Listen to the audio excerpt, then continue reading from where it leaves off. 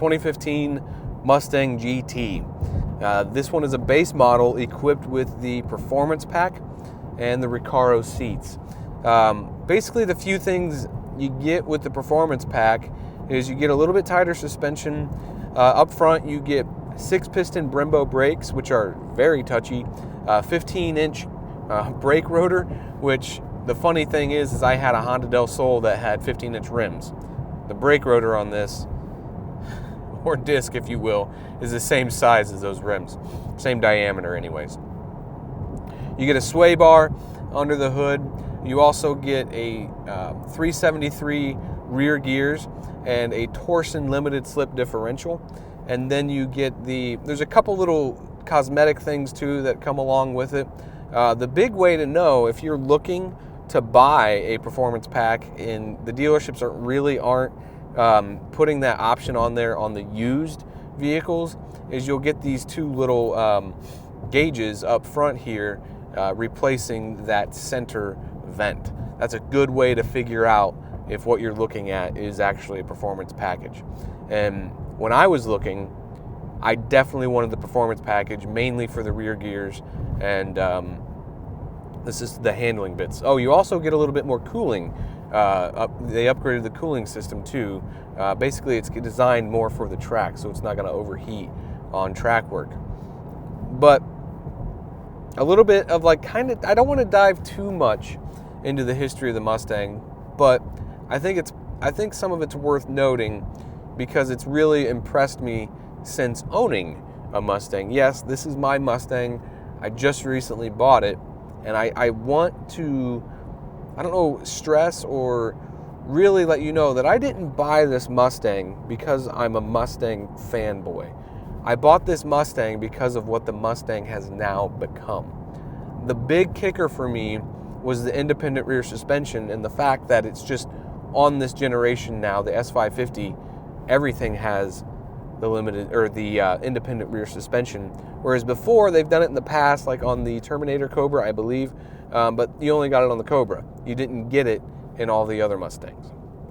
So for me, because I like handling, I'm not just all about straight line speed, I really, really was excited that they put independent rear suspension on these. I just wanted a V8 rear wheel drive manual transmission car, and for me, bang for the buck, this was the play. But going back to a little bit of the history on the Mustangs that have really impressed me, it's just things I didn't know before, or was really, this is just only the 6th generation of the Mustang in over 50 years, which is staggering to me because I had a Honda Civic that was the 9th gen, and they're now probably on the 11th or 12th generation of the Honda Civic. This is only the 6th generation after 50 years. Now, there's a ton of different iterations of the Mustang. There's weird things, like for me that is mind-boggling. The SM95 chassis, that generation, they did that mid-model refresh in 1999 and designed the New Edge Mustang, which it looks like a totally different car. So things like that have surprised me and impressed me. And one of the big things that impressed me is the birth of the Mustang. When it was approved, Henry Ford gave them a limited budget to get the Mustang off the ground.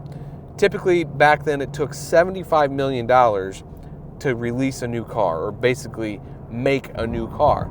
And he only got, I believe, $45 million. So he had a limited budget, and what he came up with on that limited budget was an icon. I mean, people are so passionate about Mustangs.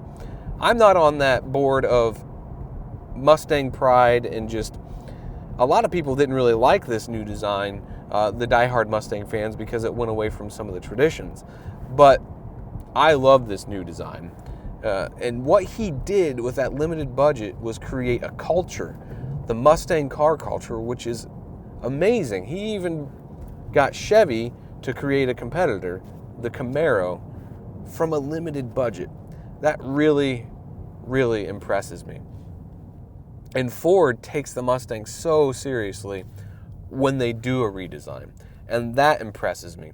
But those aren't things why I bought the car. The handling. I think this car handles good. I wouldn't call it great. I enjoy driving it. The handling is fun. Rowing through the gears, it's really, really enjoyable to drive.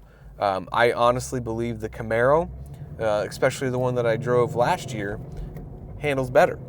I just don't care for how the Camaro looks compared to the Mustang. I think the Mustang looks better. The visibility in the Mustang, I believe, is better. I really like how this car looks compared to the Camaro. I love the headlights. I love the fact that when I look in my rearview mirror, I can see the hips of the car. This car, to me, design-wise, they nailed it.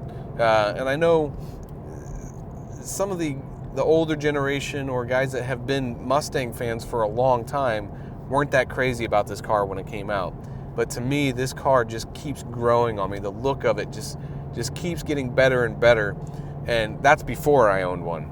But now that I own one, it's, little things like looking in my mirror and seeing the hips and the sight line out the windshield, seeing the hood and the creases in the hood. It makes it for part of the experience. It's just you can see some of the beautiful design while driving the car. And that's one thing I really appreciate about how they made this car look.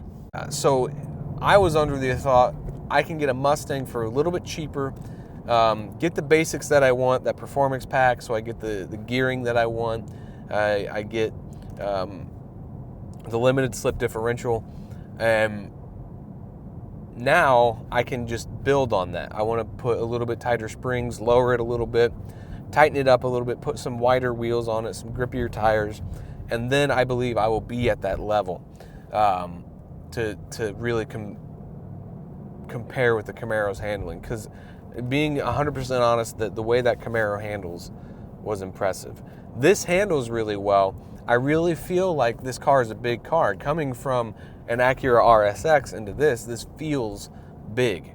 But once I get in the corners and I'm really just going through the twisties, it feels like it shrinks around me. Taking tight turns, it feels like it kind of rotates around the corner a little bit. I really like how this car drives. There's been some complaints about the short gearing of the 373 gears, meaning that you're going to have to be changing gears a lot, and that's a complaint when you're dealing with traffic. I can see that, but for me personally, that's what I want. I want to be engaged. I want to be going through the gears. That's why I bought a car with a manual transmission. I want to be involved. I want that interaction.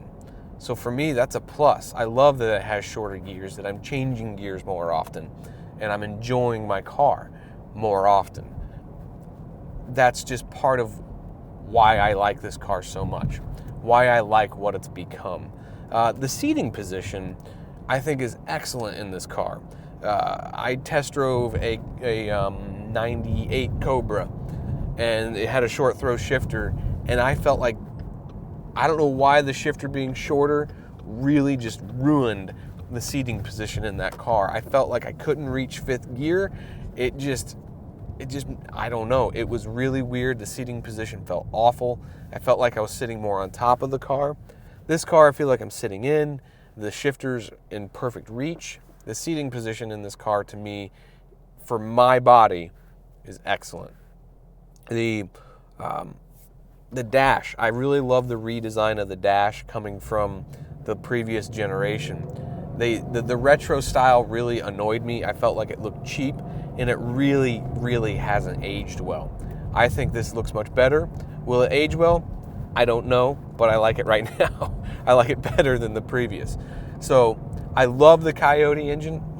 That's when I really started to come around to getting more on the idea of Mustangs again, was when in the previous generation they started putting the Coyote engine in.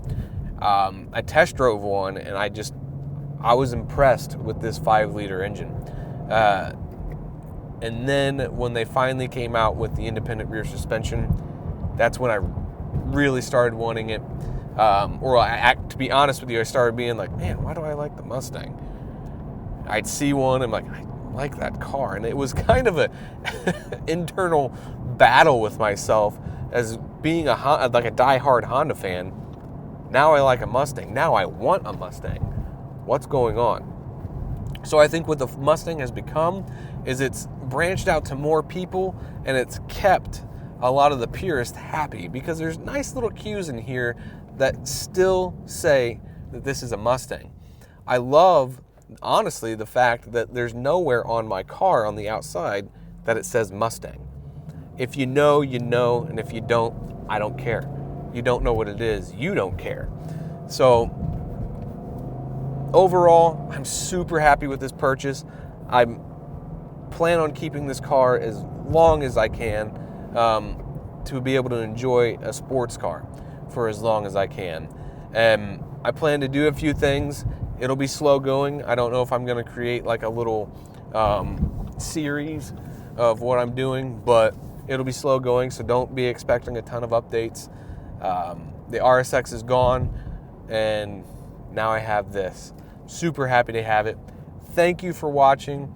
Please subscribe if you haven't, and please check out our podcast. That's one thing that has been more consistent. This is the first video I've made in a long time, but the podcast is pretty regular on Tuesdays. We might miss here and there, but please check out that podcast. It's just the Carguments podcast. You can find it on iTunes or anywhere you download your podcast on an Android device. Thank you again for watching. Thank you for subscribing, and I hope you have an awesome day.